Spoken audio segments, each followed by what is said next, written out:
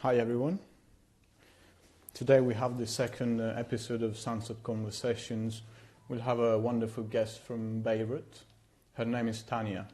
She's an art manager and art activist in Lebanon. We're going to touch on the usual points such as the art scene and how she reacts to Lebanon art environment, and also we're going to look at the vision, and we open to your questions, so feel free to ask anything whenever you want. So I just getting Tanja.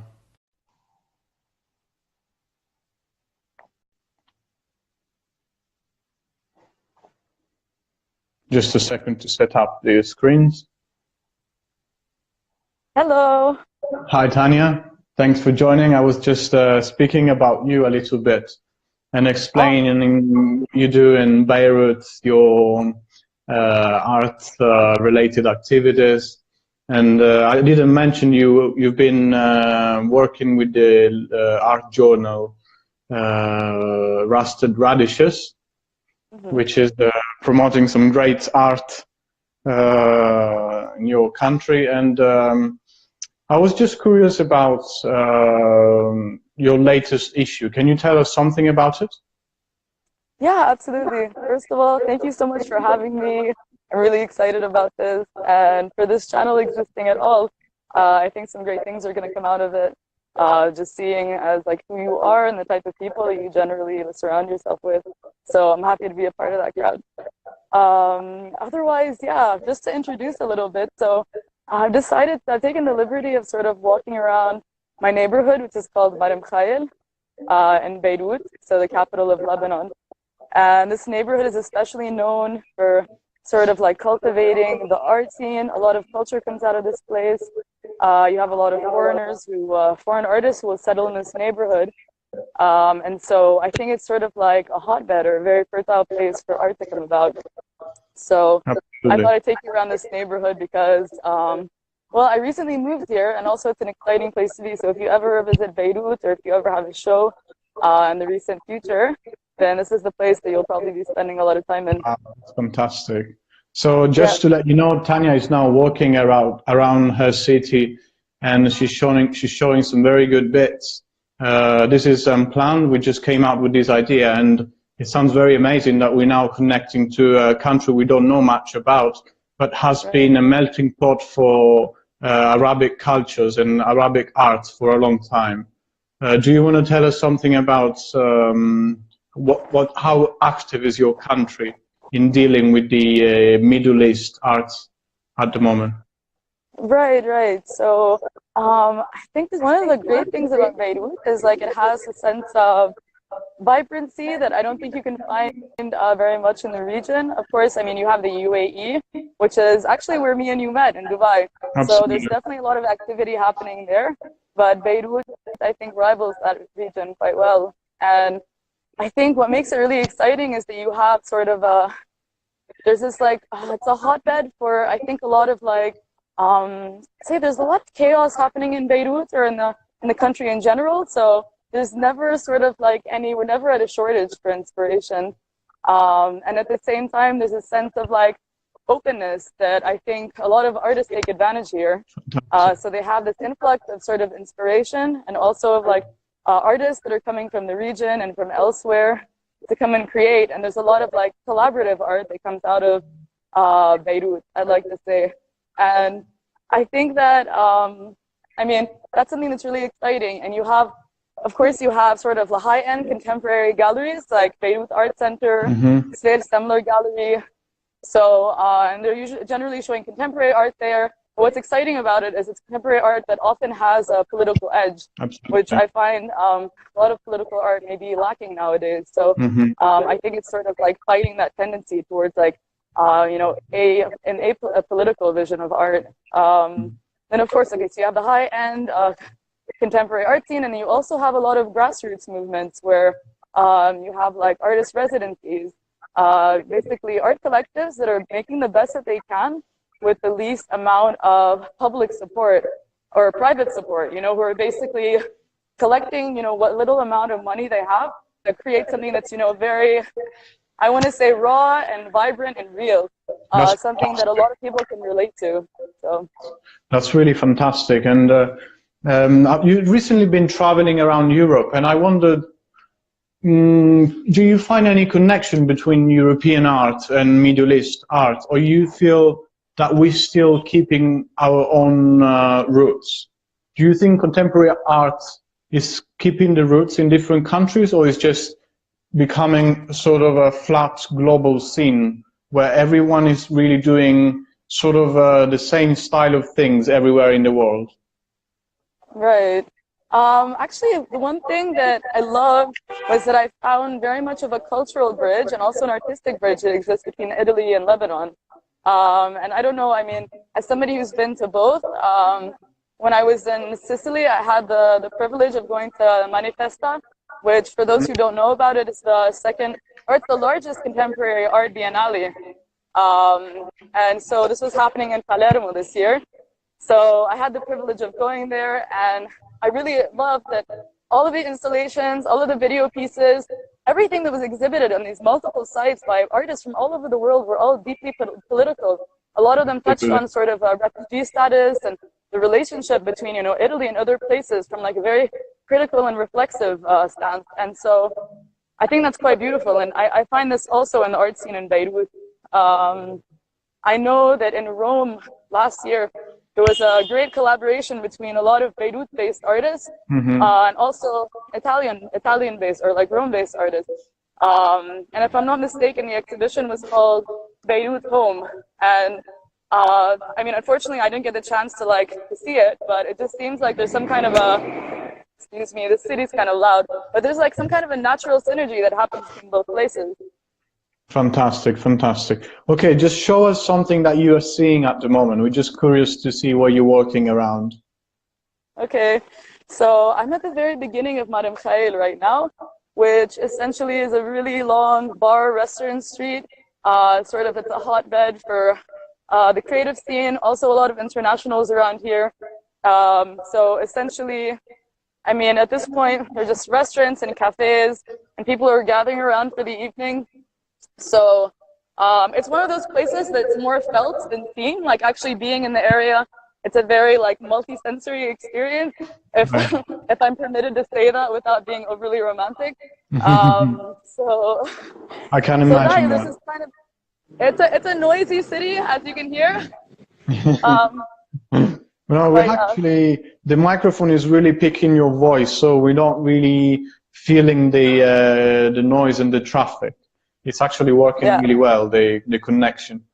I wanted to ask you something. I know you recently had a chance to meet local galleries in Beirut, which are active in New York and Paris, such as Marc Hachem. And I wanted to ask you, how do you feel about this connection, this global connection that your country is having in the art world around in New York and as a main capital of contemporary art, and in Paris as the main traditional city of art in Europe?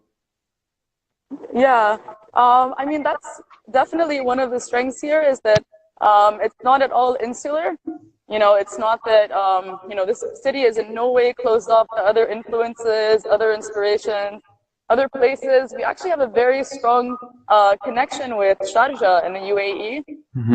So Sharjah has, the Sharjah Art Foundation, very, very well funded in general. And I was actually pleasantly surprised that, they've extended a lot of financial support towards galleries in Beirut, and it's given them sort of like the stamina to keep on going with what they're doing. So I think that's an interesting thing to look into, sort of that financial economy, or sort of the political economy around the art scene here is something very fascinating. Otherwise, I mean, generally speaking, Beirut is quite a metropolitan city that's well connected to other places. We have a huge diaspora, a huge number of Lebanese living elsewhere, either fleeing the war and establishing their lives there, or people who are seeking economic opportunities in different places. So in some sense, I mean, of course, it's a shame that many have to leave because of, seeking opportunities. But at the same time, there are so many people who have their foot in Beirut and also elsewhere. And so that definitely gives us an advantage, I think. Absolutely, absolutely. I've been recently reading about how your country is really well accomplishing the women empowerment movement in arts and culture in general.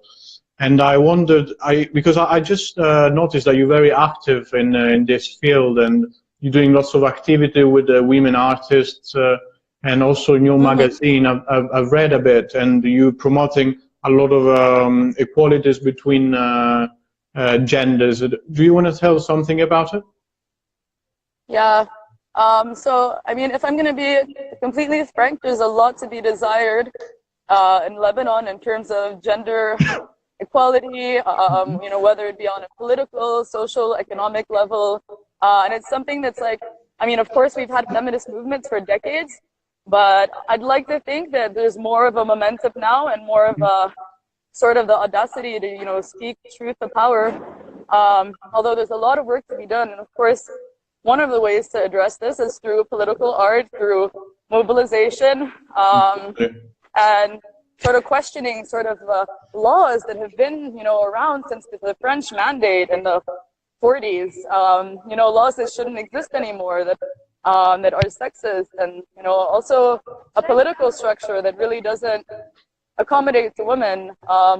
So, I mean, what's really cool in the local scene and in galleries is that you find that they're mostly women-run, which I think is a cool thing and kind of exceptional in the art world in general. Interesting.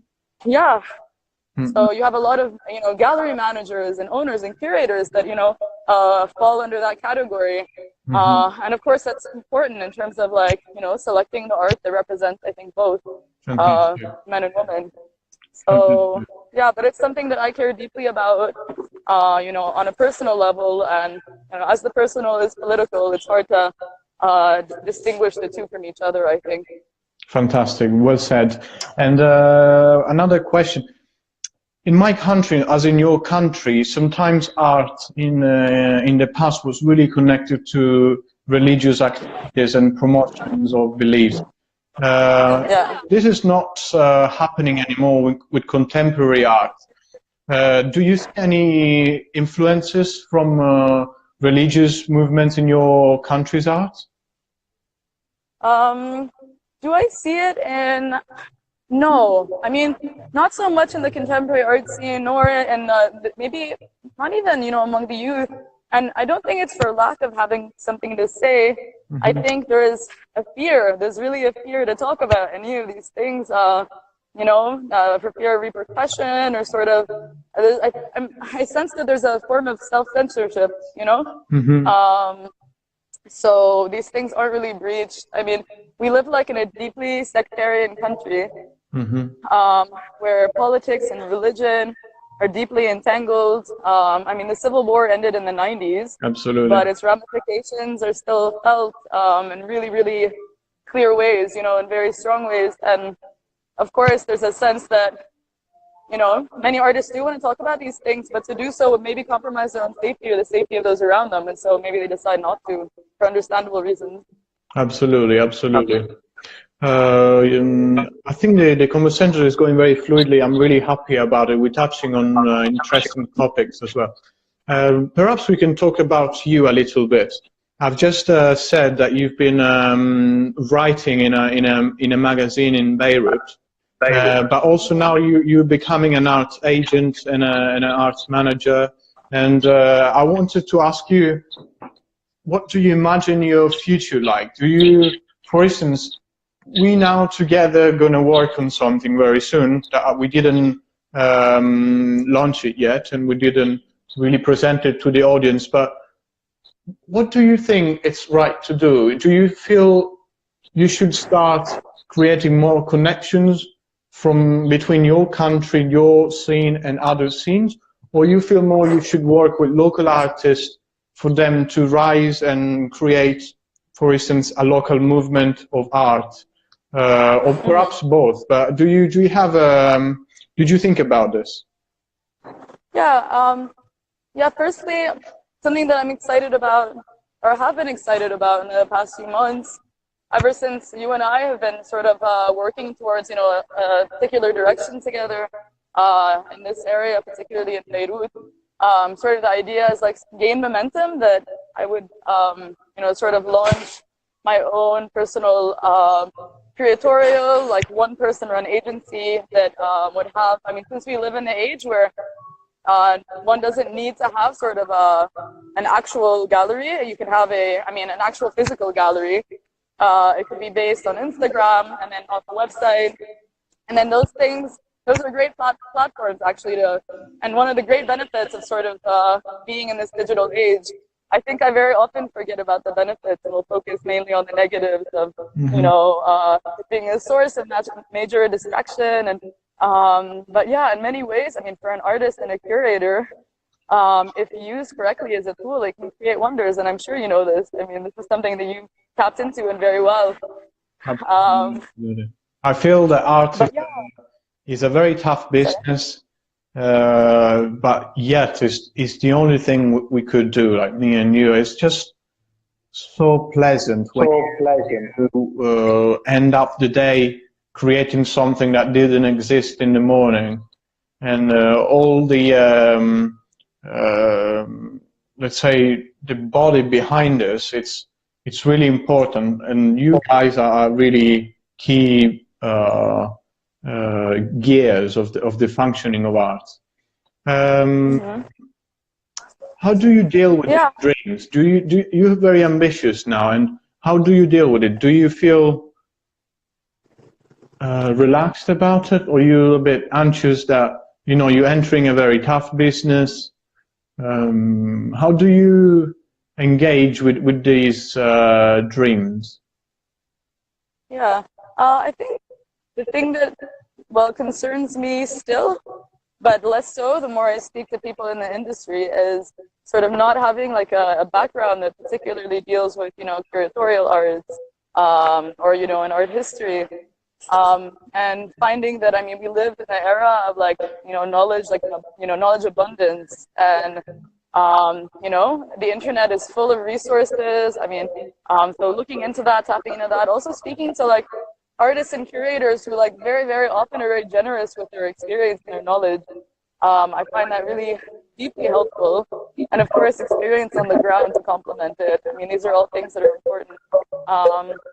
So at this point, I think I'm kind of picking up the pieces to learn about how that works. But I mean, I want to say besides the art world, or I mean, maybe this also falls under the umbrella of arts, I'm very interested about sort of writing texts that are like critical texts that look at everyday incidences, like, walking into, just a brief conversation that you have with a stranger, or walking into a bar, or an experience with like a policeman.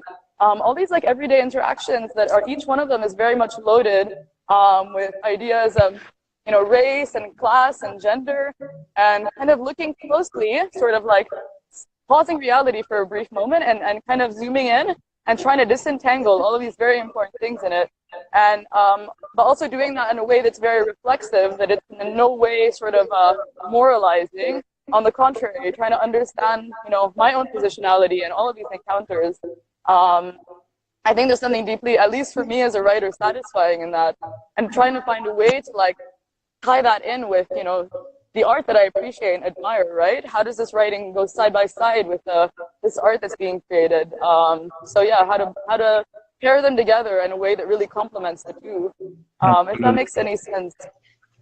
That's fantastic how I really like the flow of your vision, the way that you want to interact with ideas, gender, politics, and use art as a tool for connecting with international ideas. You spoke about social medias and how this could help you to connect to an audience, and you're right. So perhaps you talked about an online gallery, magazine, and I think this is really great, and I hope there were more like you in each country, not just in Lebanon, but in each country in the world.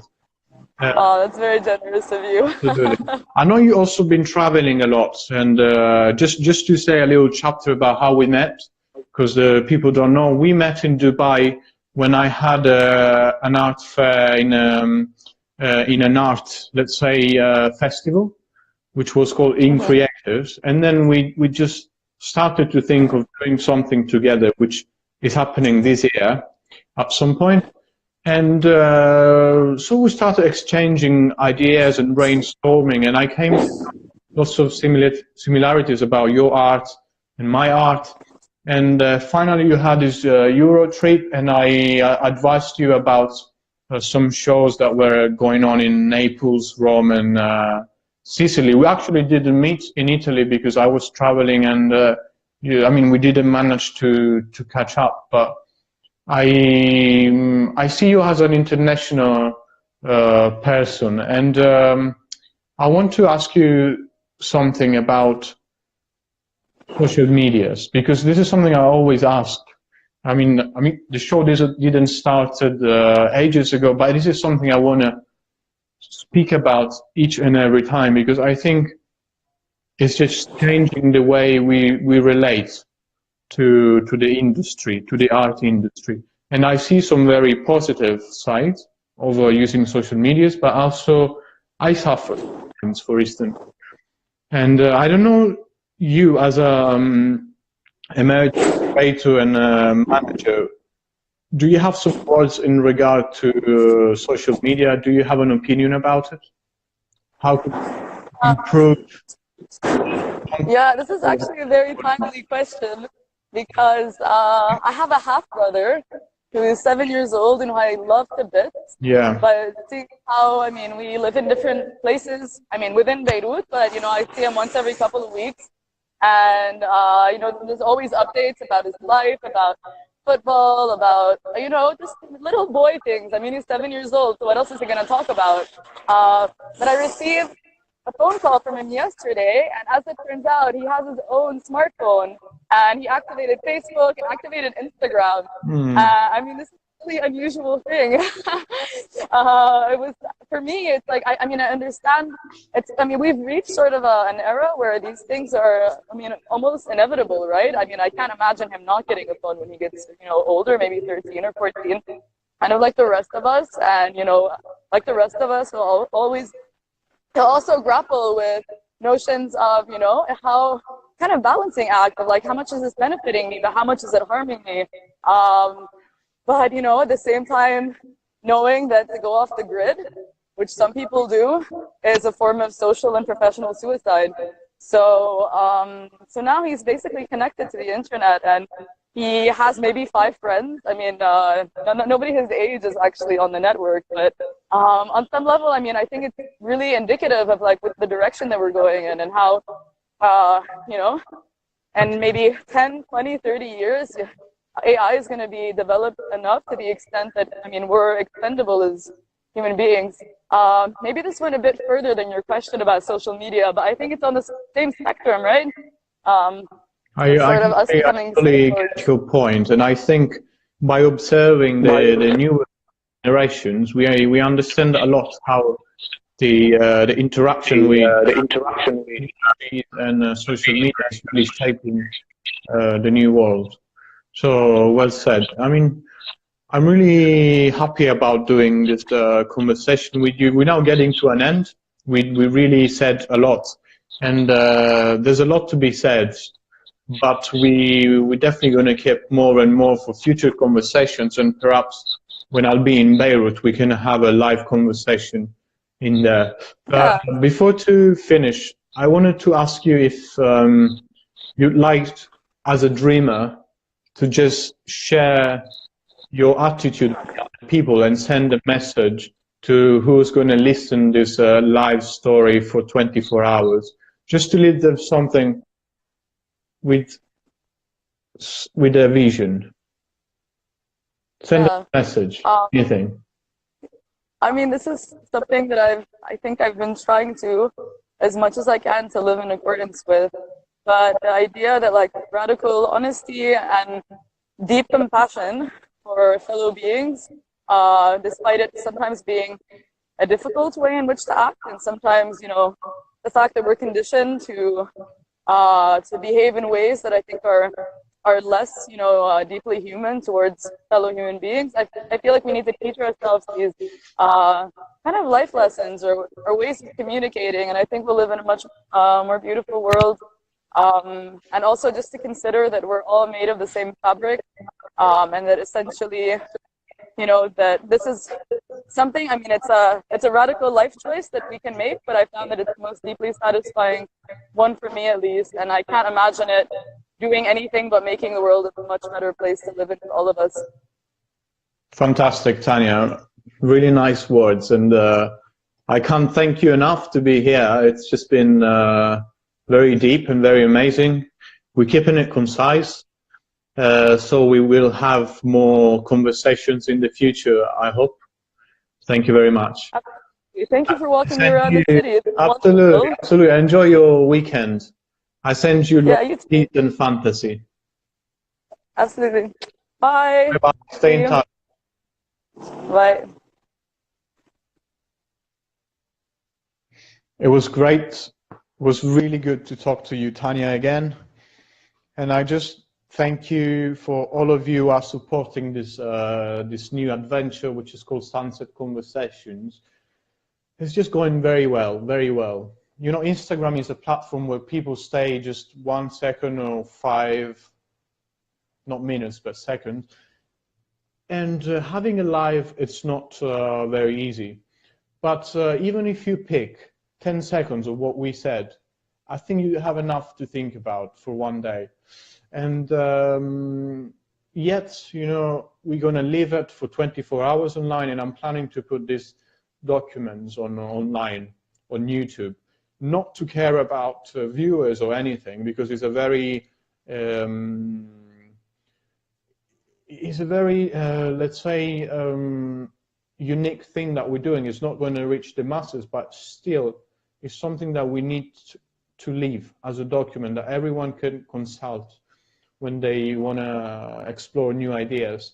Next week we're going to have in conversations Ryan Burke. I think you've been seeing it for a long time. You've been seeing him for a long time in my page because we've been collaborating, and then we're going to have academics and architects.